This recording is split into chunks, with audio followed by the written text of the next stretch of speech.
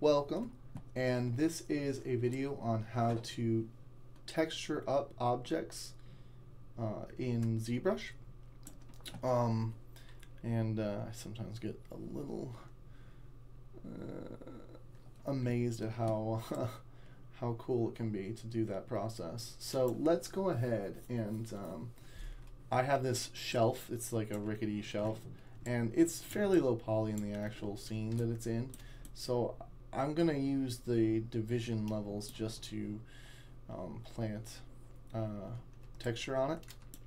But first, we need to take a look at the UV. So if we go to the Z plugins and bring that on down by clicking that little clicky button box, the circle with the strike through it, you can get all sorts of things. So we go to the UV master, and one of the things we want to do right off the bat is we do want to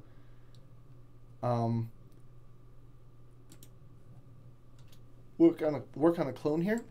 Sorry, and the clone allows us to basically work without kind of messing up our original model in case something goes horribly awry, but it's usually okay.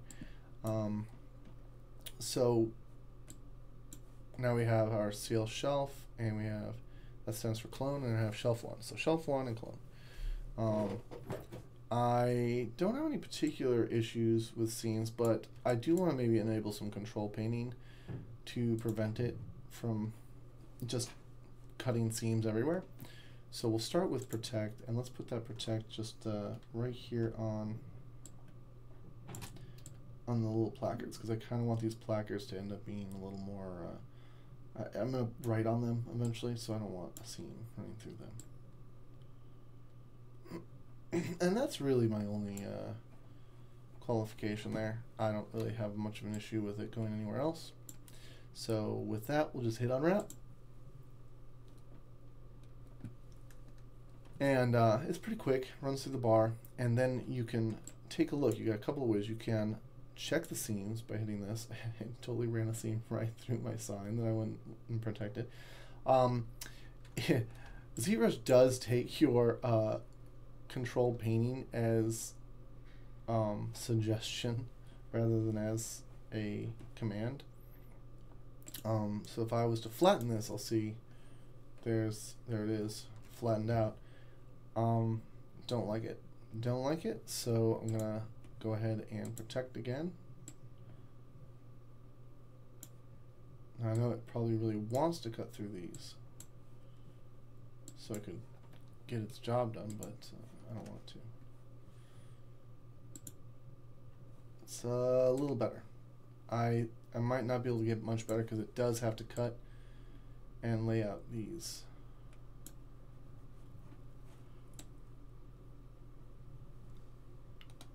Otherwise, that's pretty good. So we could try it one more time. You can keep giving it a shot, and it'll keep trying to meet your needs. But I'm okay. This basically will be a seam right on the very top here, so that should be just fine. So we'll go ahead and copy the UVs. We'll go back to our original shelf, and we'll paste the UVs onto here.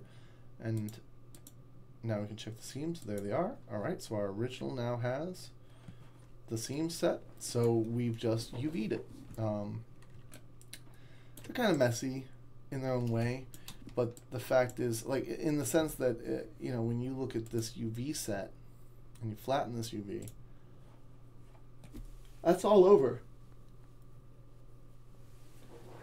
the board, and not something that I would want to like lay out in Photoshop, but we're painting in ZBrush, so it kind of doesn't matter because we're in ZBrush, and ZBrush is going to do a lot of the heavy lifting for us with all that.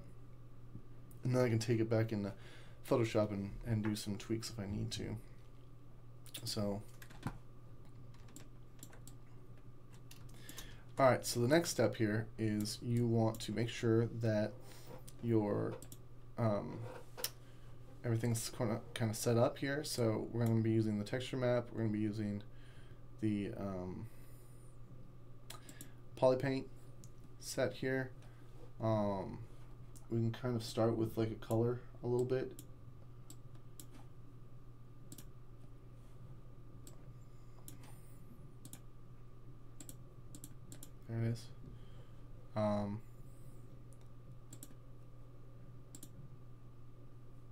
And you can kind of take new textures right from there, right from the texture map. I want RGB and I don't want the Z ads on there. Alright, so it's not yet ready because what we need to do is tell it we're going to paint on it. Polypaint from texture. Alright, see. So you can see it's starting to paint, but really terribly, right? The reason for that is that we also then need to let's have a UV map of 2048. That's something I probably, if your setting for the UV map is smaller, you might want to increase it down here under UV map so that you don't have something like a 512.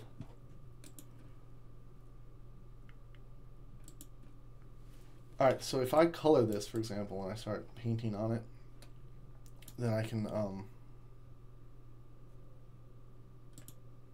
create from polypaint, and then you'll see that it creates the polypaint set, right? And then you can take that on over. But we don't want to do that just yet. What we want new texture. Oops, let's leave it there. We can still paint on it. Okay, good. So we want the polypaint working. We want to drag it in from texture so we can then colorize it. And we want to up the geometry.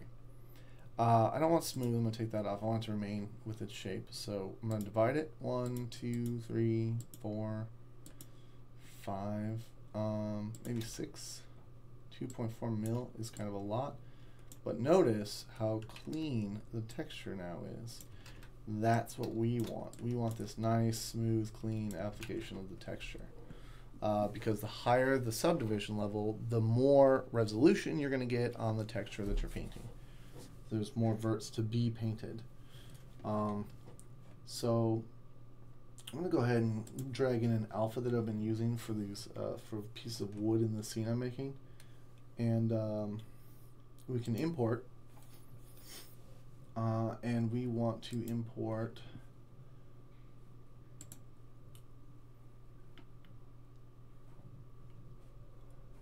from source images. I have one in here that I use. I think it might be under images actually. Yes. Let's go back to images.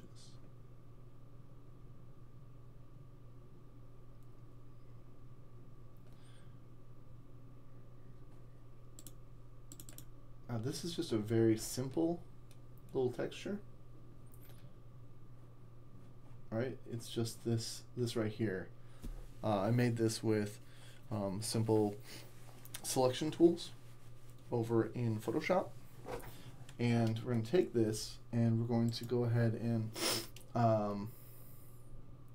do a drag rectangle on it so we can essentially pull shapes in and onto our object. Now that 2.4 million is really working this computer. Let's see what happens.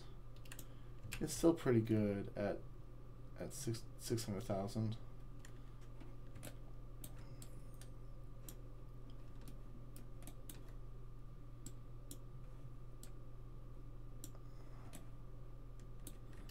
Yeah, I think we'll live with just, it'll run a little bit better. We don't need that many, so we'll just go with the 600,000. So what I want to do here is I want to select some colors.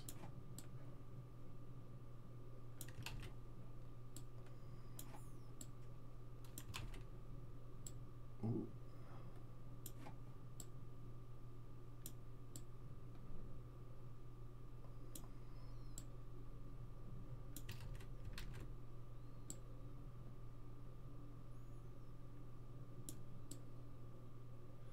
And just kind of place them like this, and you can actually hold down shift and kind of smooth some of that.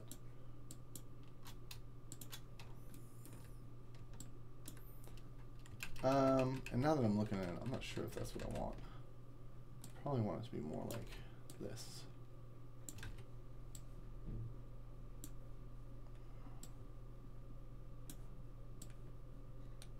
Right? we go. And it's so big that it kind of pushes onto the backside a little bit.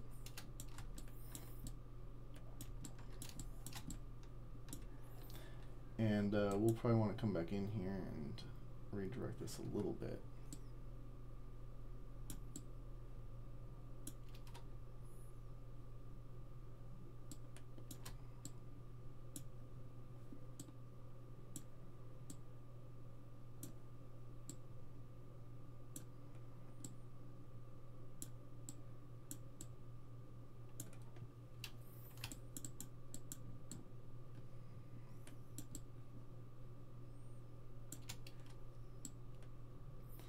To be honest, well,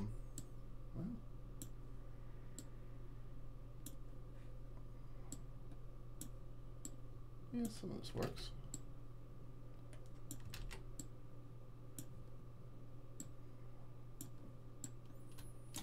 There we go. I want to clean up some of this, so I'm going to probably come in here, and there's another one I kind of like, this little this one right here. It's kind of fun to play with. But I need to probably color those back in, so I'm going to go ahead and go back, turn off alpha, and just come in with a clean. Now you can click on your color dropper and drag in order to pick a color, and then kind of come in here and just clean these up. This is where you're just going to kind of come in and hand paint.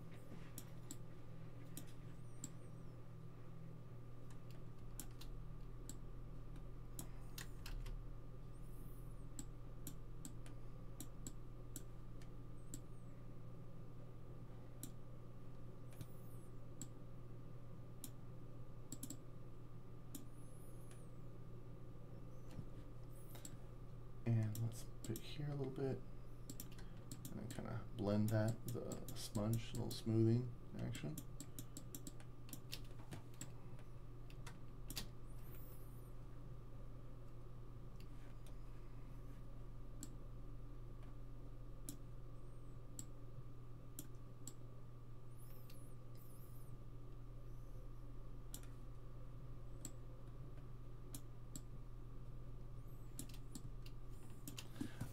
I shouldn't necessarily use the mouse for this. I actually have a nice tablet, so if I bring the tablet in, it's just as equally pleasant.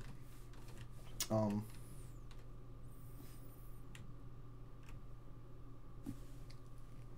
we'll do a little zoom in here, and maybe get some of these. Let's go ahead and try that alpha, that little squirrely one now. Oh yeah. And if I use that, like that, then you get a totally different result. Turn that up a little bit. See?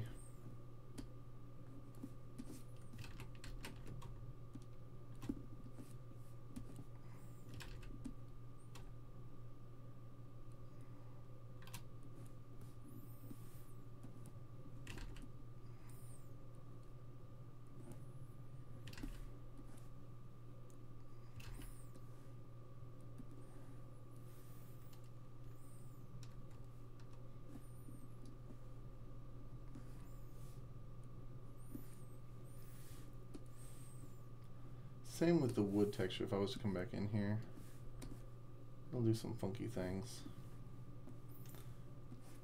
which is kind of cool.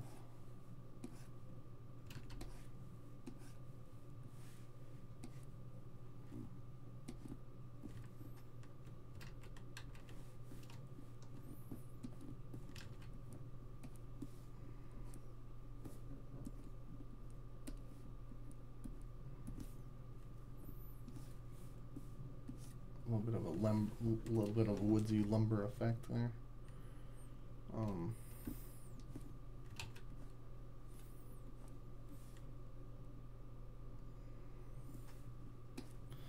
And then you know, the details of things that you might want to do for something like this.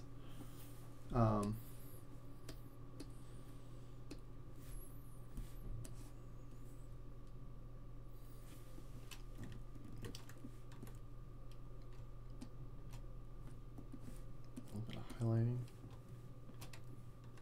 going through some of this.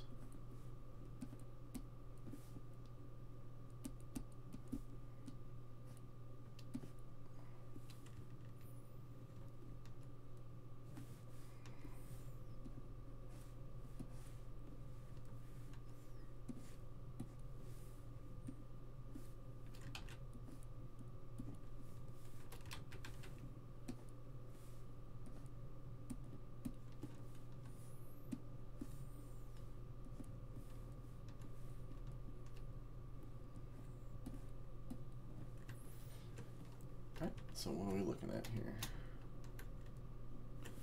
Now the neat thing is that when you lower this, it goes away, but it doesn't go away from the actual texture. So let me finish up with a few little dark pits up in here.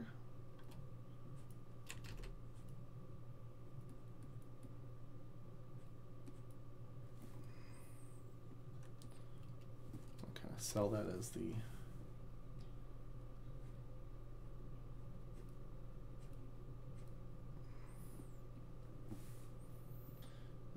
little boards.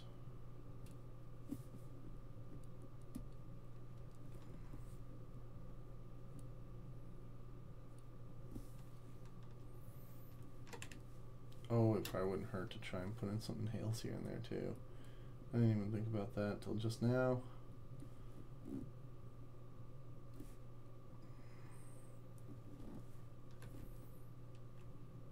Right. And a little bit of this shading down below.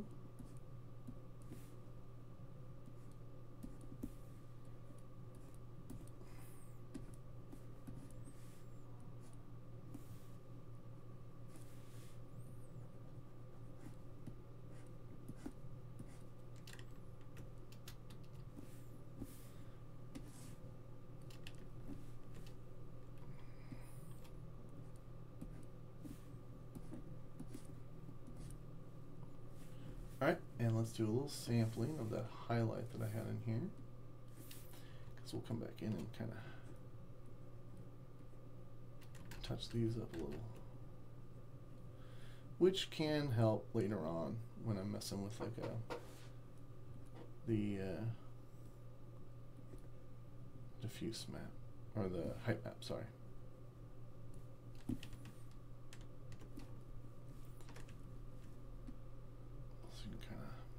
That out.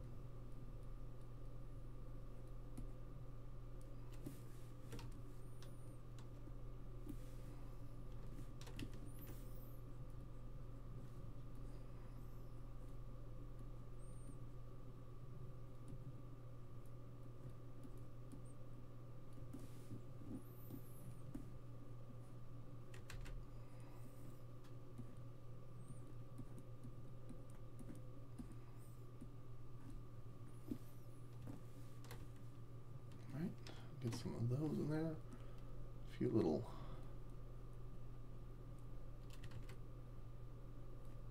knots.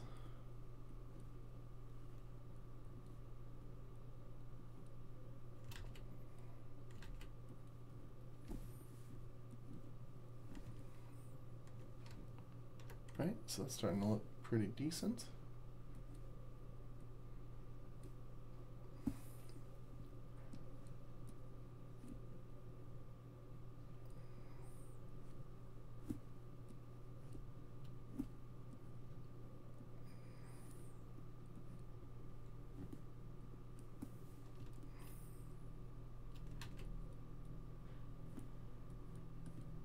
Right.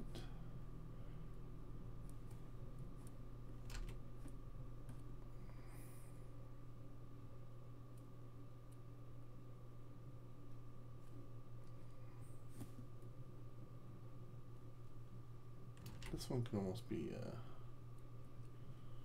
maybe more of a highlight kind of thing going on.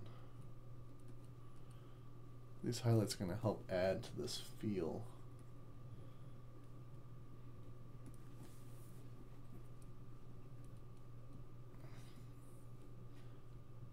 I know that this is sort of a hand-painted process, but that's what's kind of great about Zbrush. That's its strength, right? Is that you can kind of get in here and you can really do some cool color stuff.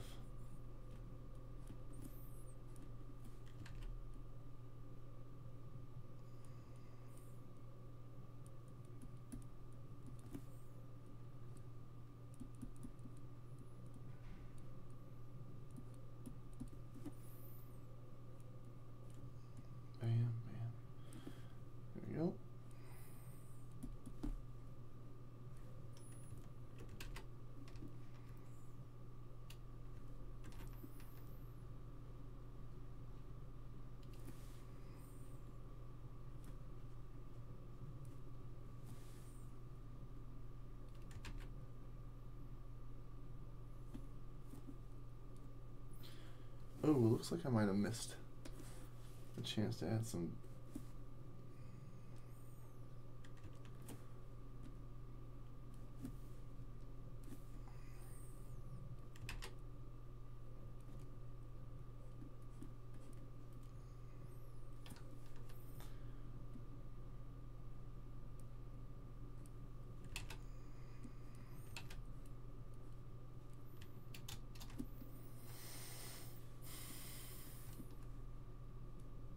All right, getting there.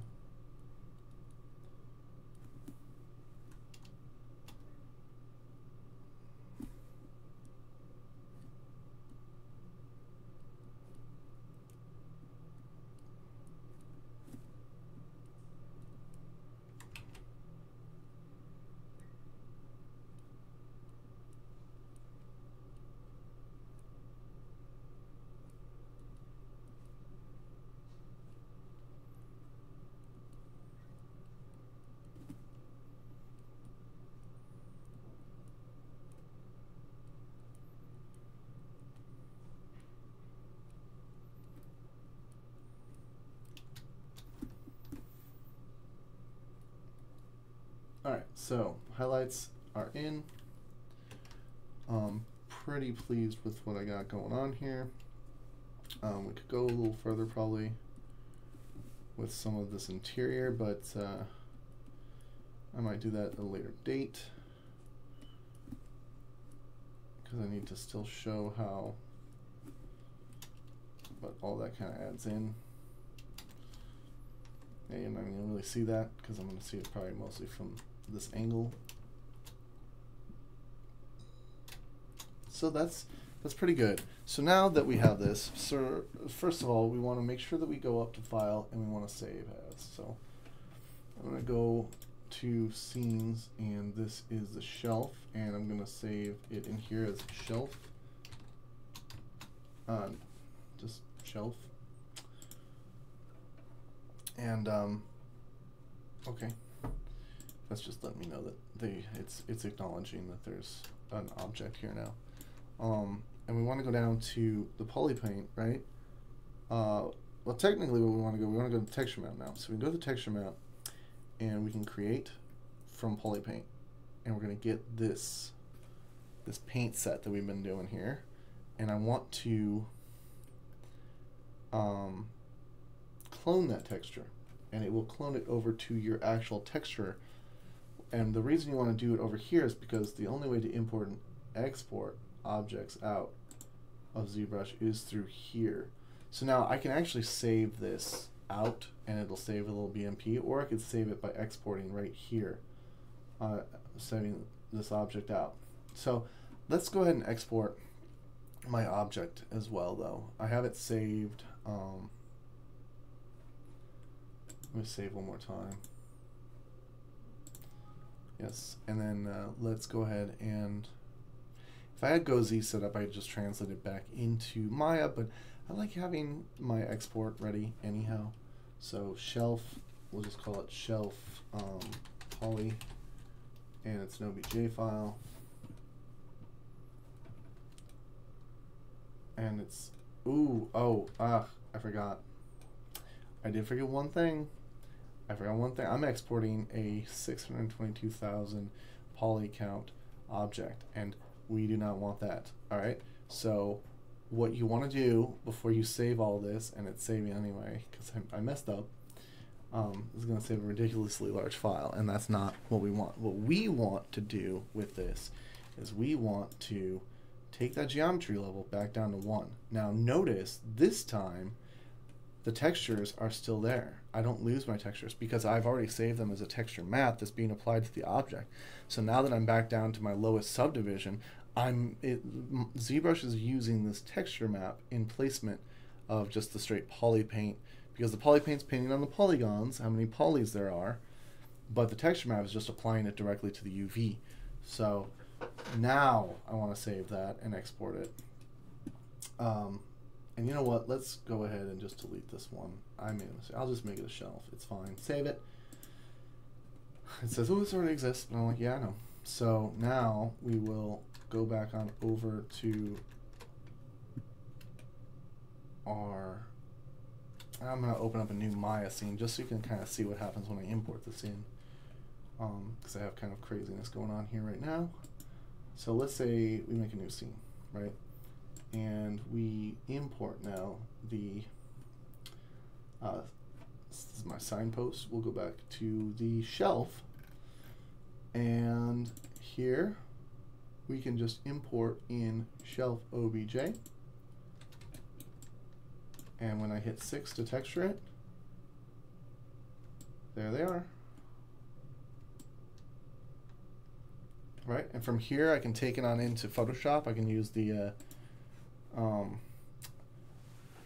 let's see here, I can use the, wrong folder. I can use the bitmap that it pushes out to adjust in Photoshop and do all of my normal mapping, height mapping, spec mapping, or I can run it through whatever software package I want. I sometimes use Insane Bump as well. So there you go, and then you'll have your maps, and then you can lay them out how you want. And that's the process through ZBrush, and it's pretty decent. I mean, I can also come in here. I'm going to probably put lettering on in Photoshop and such, but so there you go. There's how to run something through ZBrush and UV it and color it on up right then and there.